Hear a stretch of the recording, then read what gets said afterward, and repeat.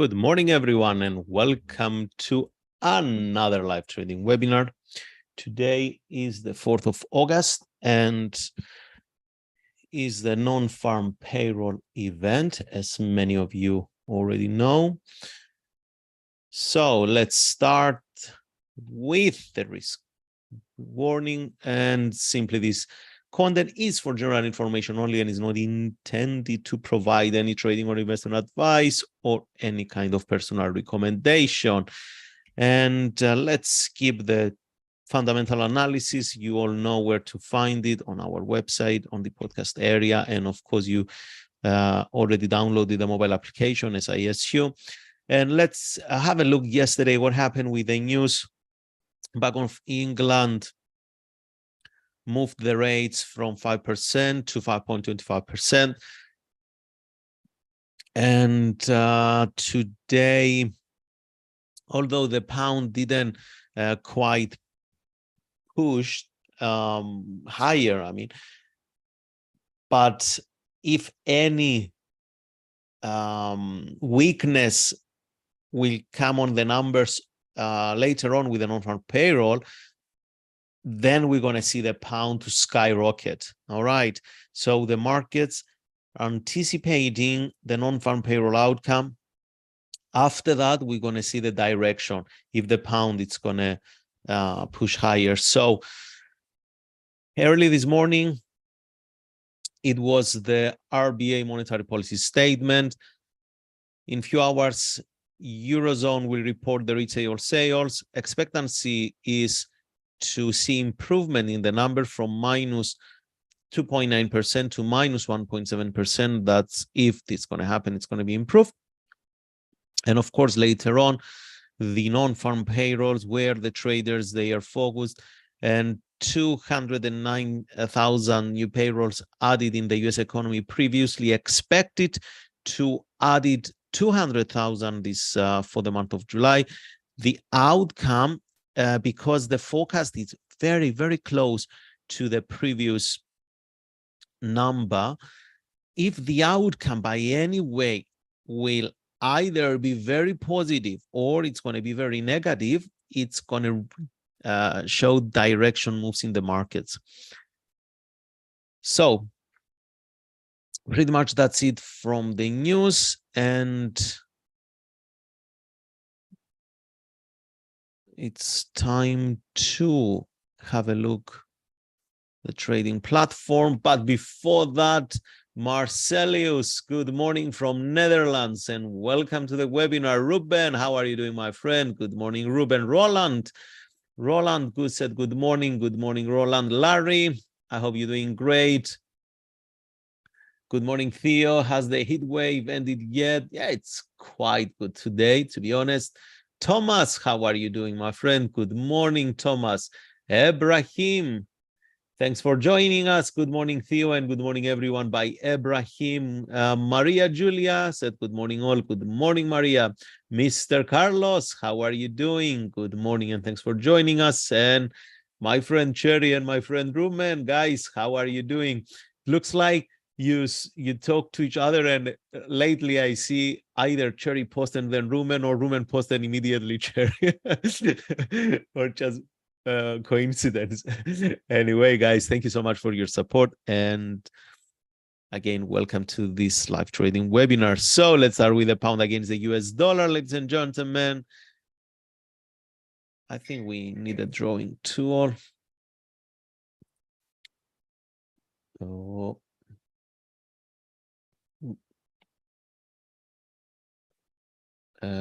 Why I lost the drawing tool.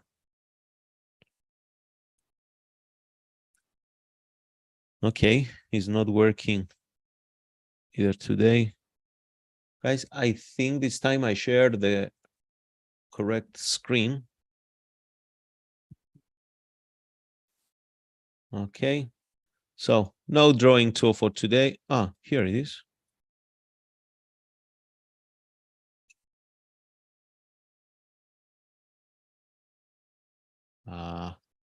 Sorry, guys, just a little bit with the computer today. So, pound, lower highs, lower lows for the daily chart. And after a sell-off, a doji candle appear to indicate that the market needs some correction. Almost at support, almost at the zone. But today intraday looks like we will see some higher price in the Great British Pound. Following the news yesterday, pound would preferably move to the upside after the non-farm payroll. If the non-farm payroll will be a low number for the US dollar. But any intraday play today, it looks like it's more to the long side. Next, it's the euro US dollar. Too much weakness in the euro. Yesterday, 2 days ago, actually, bearish engulfing candle. Strong break out to the downside. And the price action stayed within the previous candle yesterday. So buyers not even close to strengthen their in the market. So we do expect to see some continuation to the downside based on this pattern we identified here. For our chart, there is an accumulation here. RSI is moving above the 30, so the oversold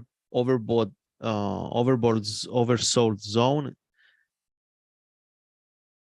Maybe we're going to see some push higher before the sell-off occur. Again, everything is depending heavily on the non-farm payrolls. Australian dollar against the US dollar. What to say for the Aussie? Lower highs, lower lows. Very small reaction here. Sellers, they weren't in control, neither buyers, but there is a strong inside resistance at this point. Market can climb higher and continue to the downside until reaches this area of support. New Zealand US dollar, very predictable price action pattern, a strong downtrend followed immediately by a doji candle, a long leg doji candle. It screams for correction. And be careful, there is an, if you're going to buy this area here, there is an inside resistance at this point here, and it's found between just below 0.6136. And there is another inside here at 0.6136. So this zone, it's a very strong zone.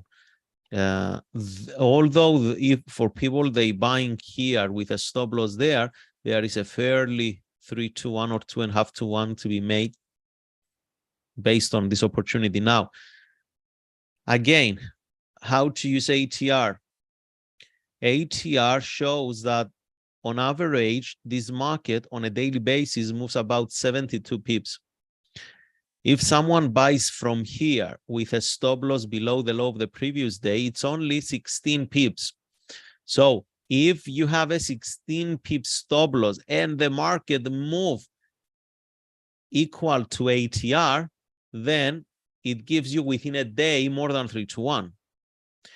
And that's the reason I would like to trade on a daily chart with candlesticks that the entry from the stop loss placement are much less than the ATR. So correction is yet to come in this market. Again, depends on the non-farm payroll. USD JPY, predictable pattern here. bullish candles followed by an inside candle, but this inside candle also, it's a hammer, and it makes it a reversal pattern followed by a bearish engulfing. Very strong indication that the market is about to move downwards, based also on the 4-hour chart. Price made higher high, indicator made higher low, price made another higher high, and indicator, as you see, made a new lower high. So negative divergence indicates the market can push lower for the correction. Now, where the correction maybe stops, trading on the 4-hour chart, if this is the low and this is the high, we can use the FIB tool from the low to the high, and we can find some zones on the FIB, like the 50% and the 61.8%. Now, if we look, let's get rid of the FIB, clean the chart a bit. 50% of the FIB is this one, and looking on the left, there is an area of price support that coincides with this FIB zone. 61.8, there is not any area of resistance, of support, price support, okay? So we can say that strong area of support is the 50% of the FIB that coincides with this high. Let's move to the next one. Guys, questions, please ask them here. Canadian dollar looks like it's weak, and US dollar is pushing higher.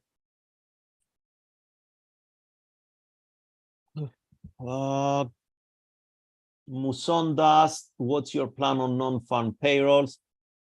I'll tell you my plan later when we check the Nasdaq. Cherry, what drawing tool are you using on MetaTrader 5 Theo? Can you give a link? I use the Zoom's drawing tool. I don't use any other platform, but if you need a link, before, if I don't stream through Zoom, I mainly use the Epic pen. Epic, I will put on the chat.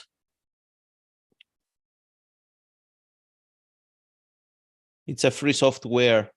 You can download it.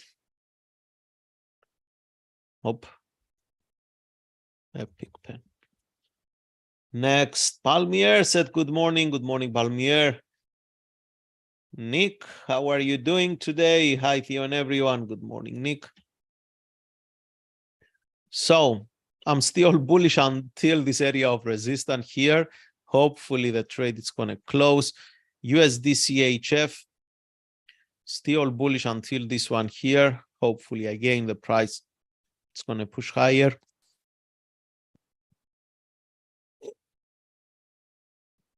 Yesterday, the Euro JPY created a lower high and lower low. But again, I'm still insist in my plan that I don't trust the price at this point here because of my trading experience. The price always has the tendency to tap into strong area of liquidity or resistance. It's the same word. And before it's sold off, I like that there are many channels on YouTube that they say, you have to learn to trade liquidity and you have to use smart money concept and all these things. They try to apply them from a way that you trade the DOM, the debt of the market, and they try to apply it in the retail trading. And unfortunately, because some people, they ask me about smart money concept and about doing all this stuff. For a retail trader who really wants to make money, unfortunately, there is a statistically very low probability on working around smart money concepts and liquidity, and try to basically they try to use same words, different words for technical analysis, that it really, there is no a proven method that it can work in the long run.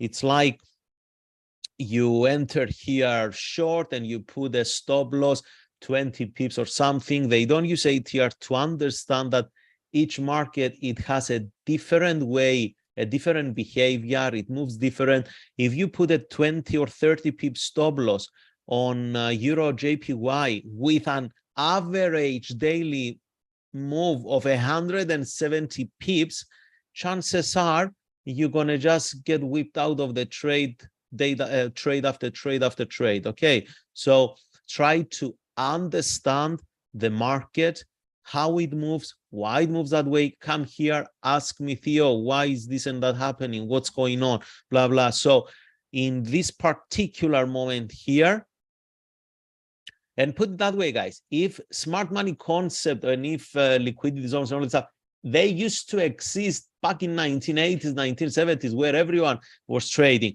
Don't you think that all these professional traders, they would have used all this stuff instead of candlesticks, instead of line charts, instead of point and figure chart? The expert traders, just for your reference, they mainly use point and figure charts because they are only price-based, not time-based. We are trading here time-based trading. Point and figures are exclusively price-based. So you say, I buy on 152 and I'm waiting to take profits on 155. If this are going to care after 1 minute or after 1 month or after 1 year, it doesn't really matter, because it shows you the pattern based on the price move without taking into consideration the time. So back to this analysis, guys. If you have any questions or if you have any doubt about any trading method, put it here. I believe my trading experience, my academic experience in trading as well, it's more than enough to answer any questions you may have regarding trading, and especially retail trading. Okay, retail traders is us here, it's myself, it's you, and all these other millions of people on the planet that they use from some 100 to some 1,000 to some millions to trade in their accounts. Okay, pound JPY, again, price is trying to sell off here.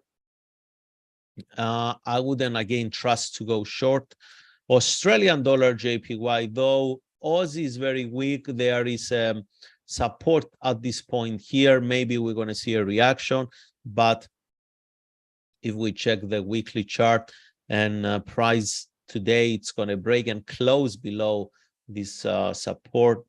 Chances are we're going to see a continuation, and it's going to be good, you know, because if the price it's going to trade lower, for us it makes it very predictable that the next obvious area of support is down here, and we're comfortably going to start selling again. Next, Canadian dollar JPY. Not much here, to be honest. Same as the New Zealand JPY. I just want to see the price out of these areas of consolidation. Delete this one. So there is an area of support down here. And another way to trade intraday or swing trading combined to intraday, because sometimes on the 4-hour charts we find very nice small range candle patterns. You can use the weekly charts to structure the market, and you can use the 4-hour charts for entries. But the lower the time frame you go, and write this down, the more noise you will see on the price charts. Therefore, you have to become more selective and more specific in your signals and your price action patterns in order to avoid that noise of the market. Okay. So if it was myself, what I will be looking for, I will be going to the weekly chart, find the strong support and resistance, of course. So that's the strong resistance. Previous candle support is this one here. So going to the 4-hour chart, I will be looking at this resistance to find a bearish engulfing or a false breakout in a format of 2 candlesticks or 1 candlestick. In a format of 2 candlesticks, it's exactly the false breakout we saw yesterday on the, I think it was on the cover. Price made a new high like this, bullish candle, and then 1 session later, a bearish candle engulfed the previous one, and it false break this level. Or in the format of 1 candle pattern is the shooting star or inverse hammer. Price goes up, and within the same period, it moves down and closes, just leaving this tail obvious, producing above the resistance. And then if you consistently monitoring the 4-hour chart, you can see strong candle, seller's candle here. I will assume that it's during the New York session, but it's during the London session. But anyway, 1, 2, 3 candles after that on the 4-hour chart, they didn't move at all. Sell below here, stop loss above the the highest candle high on the within the inside. And we go for 2 to 1, 3 to 1, whatever. Same with now this one here, it's not. But yeah, you got the point, I believe. And if you're going to do this methodology to trade weekly time frame and execute on the 4-hour chart, just narrow your focus. If you trade on the daily chart, you do analysis on weekly and execute on daily, you can focus on 20, 30, 40 markets, that's fine. But if you do it the weekly and execute on the 4-hour charts, because literally 2 or 3 times a day, you must look at the 4-hour charts, just stick to 5 or 10, maybe just 5 currency pairs, that will be ideal. Ruben, market opens in 4 minutes. Thank you so much, Ruben, for the information. So let's quickly check the gold. Gold. Where are you, gold?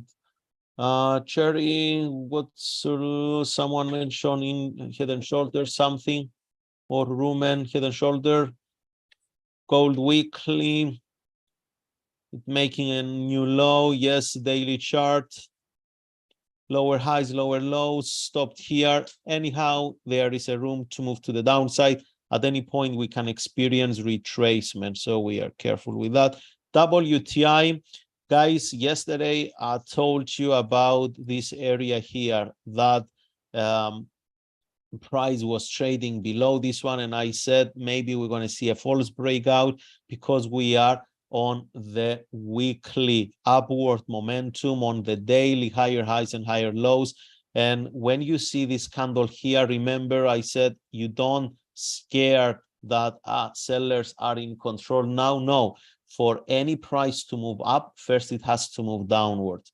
So on the 4-hour chart, it was a nice consolidation here, and a breakout out of this pattern, it led to a very strong and directional move.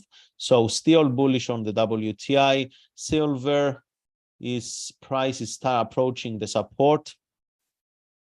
Kuber, yes, yesterday, the false 2 days ago on the daily chart, 3 days ago, sorry, the false breakout, the one I just explained earlier. DAX 14, yesterday it tapped into this area of support that we marked. So it's pretty bearish here. 5 minute.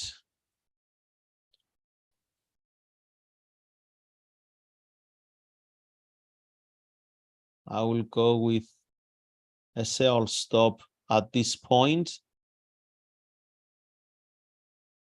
What's that one? It's 9.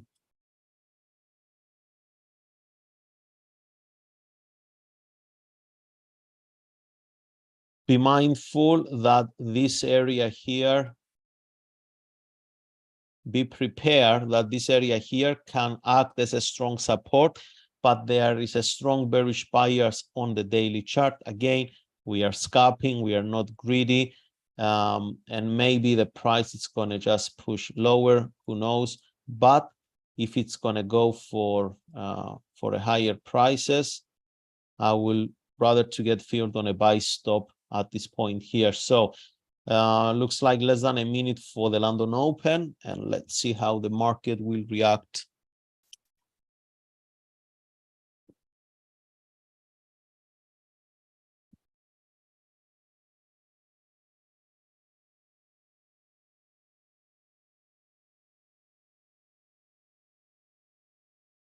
We got filled, so I delete this one. Guys, 10 points already played out in this trade, and I'm closing the trade on the 10 points, and that's it for me. Still moving. Nice directional move. We entered there, 16, 20 points so far. If you're still holding the trade, guys, I just got out on the somewhere on the 10, but there is 20 points, current price, 15 points, as you can see. I think we had a good trade today again. It looks like this week, all of our trades, they were great. So, Echo Mamas, hello, Echo. It's been a while to see you around. I hope you're doing well. DAX long have very little place to move. 1600 resistance. Absolutely, you're right. Ibrahim took 20 points. Well done. Wow, it's still melting. Let's check. How nice is this? 21 point and still going. You are very welcome, Ibrahim. Ibrahim asked, gold weekly producing what looks like head and shoulder pattern. I didn't spot any head and shoulder, but let's check it out on the weekly chart. Head and shoulder, no. From a technical analysis perspective, that's not a head and shoulder, because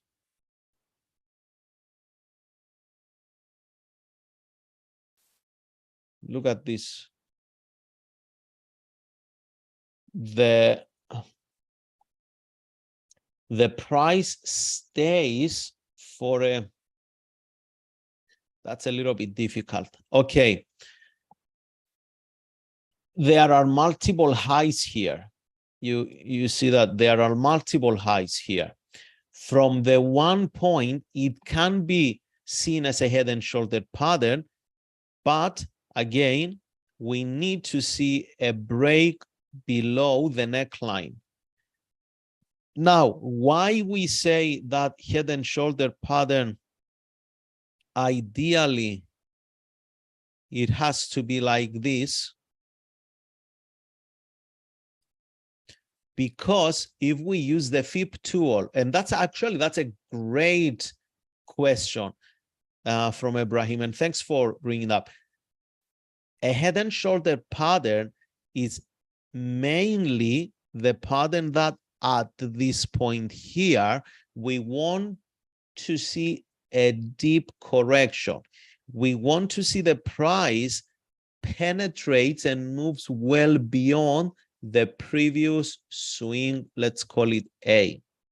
So at this point here, let's say A here, B, C, D, E, F, G. At this point here, guys, A to B, price made an impulse move From B to C, a retracement, a correction occurred as expected. From C to D, the price moved higher, creating a higher high as expected. And the indicator maybe made a new high as well. So everything is fine. Let's not take in consideration the indicator, because even with a bearish divergence, it's not what the indicator actually it signals for this bearish, for the head and shoulder. It's mainly the volume, and in Forex we don't have accurate volume, so it's hard to say for sure based on the volume it can be a head and shoulder pattern. No, because we don't have the volume. So what will raise suspicious for the head and shoulder pattern is the correction from D to E. We do expect the price to stop and reverse at the previous swing at point B. That's an inside support. So if the price, and if we use the FIB tool from C to D, this correction here, it must be around 50 and 61.8, but the price mainly push well beyond the 61.8, around the 78.6 of the FIB tool. It's just make a slight higher high, just slight higher high.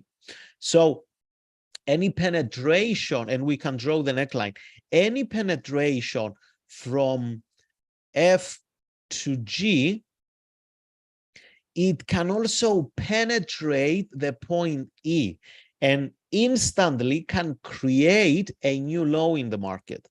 And that's a strong price pattern, because we see a transition that we explain it as a head and shoulder pattern.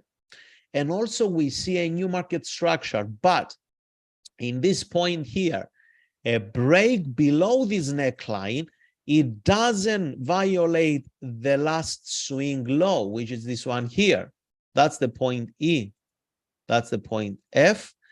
The point G, if the price today it's going to close somewhere here, it's not ideally what we going to consider for a head and shoulder pattern, because maybe at this point here, if the price is going to come at this point here, it's going to make a double top and push higher.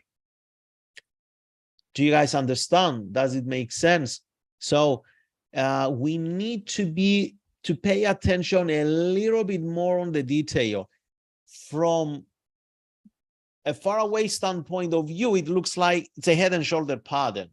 But if we start applying technical analysis, exactly what is a head and shoulder pattern, we want to see this distraction in the market, point E and neckline, to penetrate at the same time.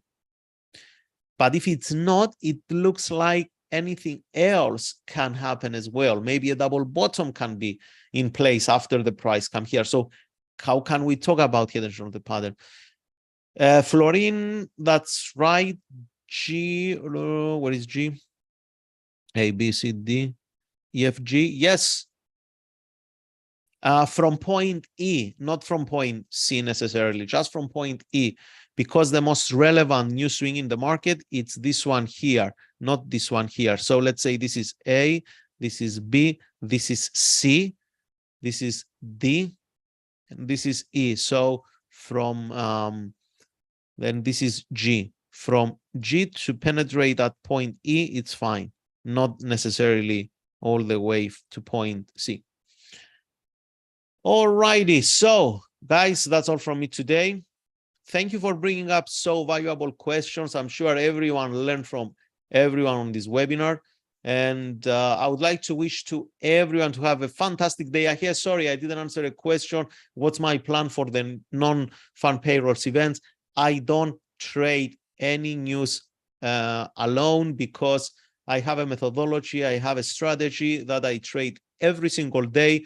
And I have another strategy that I trade, mainly the New York Open, to be honest. But I cannot explain here in this webinar. when hopefully in the future, near future, we're going to do the New York trading session as well. We will have a chance to talk about that. So I don't trade any news themselves, and I'm very clear and specific about that, because when I trade, I want to do it to make money and not just to sit around. And for the news, I'm not that good to trade the news and make money. Okay, so I will leave you with that. I would like to wish to everyone. No, I will trade today, but after 5 o'clock broker time. Okay, usually I start at 4:30 broken time, but not exactly on the news. I don't look to take positions on the news. Yes, if you get the news right and they just directionally move in your favor, it's a brilliant trade, but it doesn't align with my personality. It doesn't resonate with me. So it's not something that I do and I can do consistently and feel okay when I lose the trade, because that's the trick for traders. Traders, you must feel good after a losing trade. Feel good, not going out and party. Do never do that if you have a losing trade. Of course, we want to win the trades, but I'm saying if there is a trade that it's going to be a loss, you must be okay with that, in terms of it's because it just didn't work, not because I don't trust myself or my plan. Okay, more about that on the Trading Psychology webinar. So guys, have a lovely weekend, and I will see you again on Monday at the same time. Thank you so much.